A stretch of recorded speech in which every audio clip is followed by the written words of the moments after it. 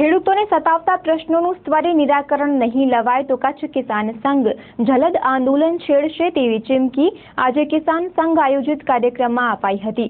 હાલે ખેડૂતોને કપાસ, એરંડા, મગફળી, બાગાયતી શાકભાજીમાં પોષણક્ષમ ભાવો મળતા નથી। ખાસ કરીને કપાસમાં તો ગત વર્ષની તુલનાએ ટેકાના ભાવ મણ દીઠ 700 રૂપિયા ઓછા મળતા ખેડૂતોને મોટો ફટકો પડ્યો છે અને દેવાદાર બની રહેલા ખેડૂતો આત્મઘાતી પગલું ભરવા તરફ વળી રહ્યા છે। ત્યારે કપાસ સહિતના પાકોના ટેકાના ભાવો પોષણક્ષમ મળે તેવી માંગણી મૂકી કપાસના ટેકાના ભાવો 2500 રૂપિયા મળે તેવી રજૂઆત કરી હતી।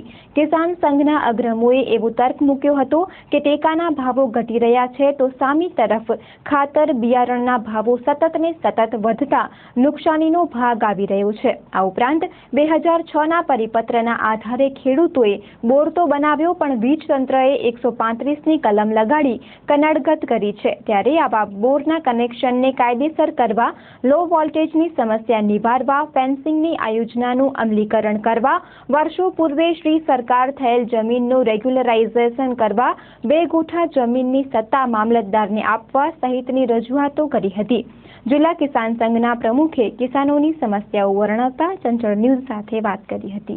ઘણા વર્ષો જૂનો અમારો પ્રશ્ન નખત્રાણા એપીએમસી નો છે, એ પણ આજે કલેક્ટર સાહેબને અમે વાકેફ કર્યા છે। અમારે સરકાર સાથે ગમે તે સરકાર હોય એની સાથે અમને લેવા દેવા નથી, ભાજપની હોય કે કોંગ્રેસની હોય। માત્ર ને માત્ર કિસાન સંઘ એક બિન રાજકીય સંસ્થા છે અને બિન રાજકીય સંસ્થા રહેવાની છે।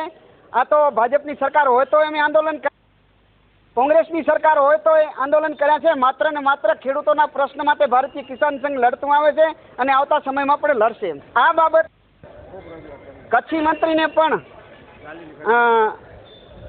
કચ્છના પ્રશ્નો માટે વારંવાર રજૂઆત કરી છે। ગાંધીનગર સુધી તમામ કચ્છના ધારાસભ્ય જોકે મેં આ પ્રશ્ન મૂક્યો છે એ બી બોર્ડનો છે, ટોટલ ધારાસભ્યને કોપી આપી છે, મૌખિક રજૂઆત કરી, એની સાથે બેઠક પણ કરી છે। અમારે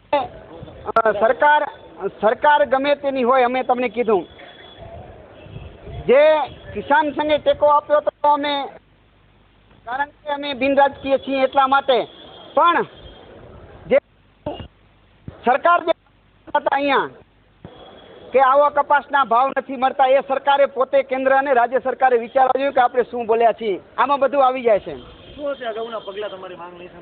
અમારી માંગ નહીં સંતોષાય તો કચ્છના પ્રશ્ન માટે અહીંના ખેડૂતો કટિબદ્ધ છે અને ગુજરાત પ્રદેશમાંથી જે કંઈ આયોજન બનીને આવશે એના માટે અમે કાર્યક્રમ આપવા તૈયાર છીએ। અમને એવું લાગી રહ્યું છે અત્યારે કે ખરેખર અમે જેટલા પ્રશ્ન મૂક્યા છે એમાં નિરાકરણ નથી આવ્યું, તો અમે એમ કહી શકીએ કે કદાચ અમારી વાત તે નહીં સાંભળી હોય। હવે સરકાર વિશે હું અત્યારે કાંઈ કહેવા માંગતો નથી, માત્ર ને માત્ર અત્યારે ભાવ નથી મળતા, જે તે સરકાર હોય એને લાગુ પડે છે। 100% તમારી વાત સાચી છે। ખેડૂતો ઉપર બહુ ભ્રષ્ટાચાર થઈ રહ્યો છે। કોઈ પણ ડિપાર્ટમેન્ટ હોય, પીજીવીસીએલ હોય, રેવન્યુ હોય, તો ખેડૂતો કાયદાના જાણકાર ન હોવાથી આ બાબતે એને બહુ ભ્રષ્ટાચાર થઈ રહ્યો છે, એ વાત સાથે હું સહમત છું। બીજી તરફ જિલ્લા કલેક્ટર શ્રી મહેન્દ્રભાઈ પટેલે આવેદનપત્ર સ્વીકાર્યા બાદ જણાવ્યું હતું કે રાજ્ય સરકાર દ્વારા બાજરીના ટેકાના ભાવો નક્કી કરી દેવામાં આવ્યા છે અને તે ભાવ પ્રમાણે કચ્છના તમામ 10 તાલુકામાં ખરીદી કરી શકાય તે માટેના કેન્દ્રો શરૂ કરવામાં આવ્યા છે। તે ઉપરાંત બાજરીના આ ટેકાના ભાવો નક્કી થયા હોવાની વિવિધ માધ્યમો દ્વારા કિસાનોને જાણ પણ કરી દેવામાં આવી છે। અન્ય પાકોના ભાવો નક્કી કરવો એ નિર્ણય સરકારનો નીતિ વિષયક નિર્ણય હોવાના કારણે સરકાર દ્વારા ભાવ નક્કી કરાયે તાત્કાલિક ખરીદી કેન્દ્રો શરૂ કરી દેવાશે તેવું જણાવતા જિલ્લા કલેક્ટર શ્રી પટેલે ચંચળ ન્યૂઝ સાથે વાત કરી હતી। ભારતીય કિસાન સંઘે આજે આવેદનપત્ર આપીને વિવિધ માંગણીઓ રજૂ કરી છે। એમાં ખાસ કરીને કપાસ, એરંડા એ બધાના ટેકાના ભાવ માટે એમને રજૂઆત કરી છે।